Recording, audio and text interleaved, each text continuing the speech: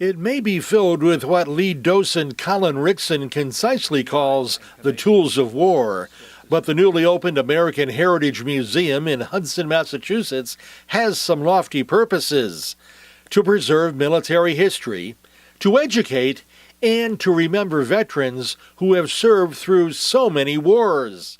We do everything here from the First World War right through the Second World War period, every theatre of the World War II, including the Pacific, and then on to Korea and Vietnam, the Gulf War, and the present war today on terror. The museum takes up some 65,000 square feet and has roughly 90 tanks and other military vehicles.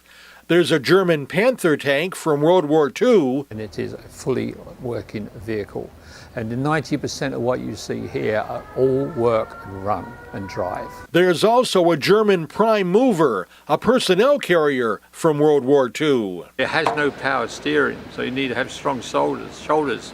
As you turn the steering wheel, it actually applies the brakes on the tracking system and drives just like a tank. So the front wheels are just like guide rollers, and the tracks actually turn the beast. This is a prime mover, and it was in the film The Dirty Dozen, driven by Lee Marvin. And an IS-2 tank as well. This is a Russian tank. This was developed especially to go into Germany and take Berlin. And this is 54 tons and a 122 millimeter cannon. And it was in heavy battle, because you can see there's lots of holes in there. This was found in Holland, and we took possession of this 2 years ago and restored it back to as you see today. Rickson is a 22-year veteran of the British Army.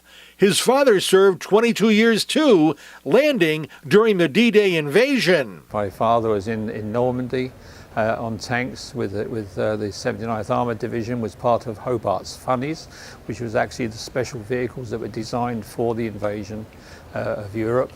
And he was involved very much in that, went ashore on Sword as a troop commander of crocodiles, Churchill crocodiles, which is the flamethrower. Hanging from the ceiling is a V-1 flying bomb, and Rickson recalls stories from his grandmother about surviving the Blitz. She told me the stories of them coming over during the Blitz, and she lived through the Blitz day in, day out for 2 years. She got bombed out 3 times on that, and her and my grandfather both survived, unfortunately. But it was a horror in England through the Blitz. Even though it opened only 2 weeks ago, the American Heritage Museum, which welcomes visitors Friday through Sunday, is resonating with those who walk through its doors.